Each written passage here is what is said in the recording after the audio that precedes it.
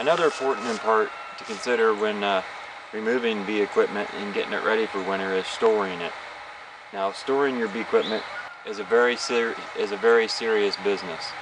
If you do not store it correctly, you're going to have wax moth troubles. You're going to have mice issues, boring holes in your comb.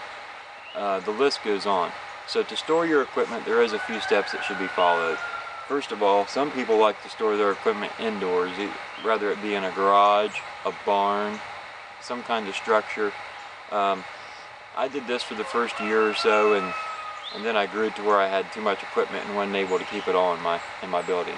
So with that being said, I want to go over a few things that I have done to keep my bee equipment outside, and I've kept it safe, kept mice out of it, and kept the wax moths away. Okay, the first thing you'll notice is I've got all this equipment just stacked here. And what I've did is I went and got me some pallets, which those can be gotten, from about anywhere nowadays. Went and got me some pallets. I stacked all my bee equipment on the pallets. And what that does is gets it up out of the snow or the wet moisture in the ground. The next thing I did was I made sure that anything close to the ground had no openings. And what this will do is keep mice out. And I don't just mean right on the ground. Mice can climb this equipment. So, I mean, if you have like for instance, you can notice that this box here has a hole. This box has a hole, but on the inside it's got metal over it. This box has a hole, but it's a ways off the ground. I'm not going to worry about a mouse getting in there. And you can tell in the past that this box was on the ground because I've got rabbit wire stapled over the hole. That would be a mouse guard. All of my supers, which are over here,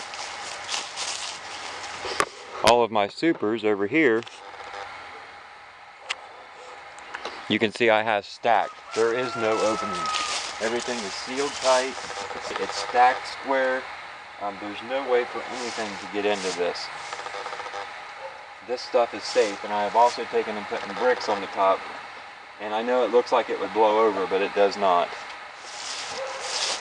The same with all of this equipment. It's stacked neatly. There's no openings for anything to get in. If you're worried about moths, there is a paramoth crystal, I believe it is, that you put on top of your hive, and that keeps moths away.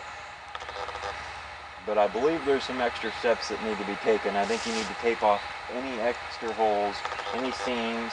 Those need to be sealed tight. Now, I don't know whether you just use box tape or masking tape to do this, but that is an option.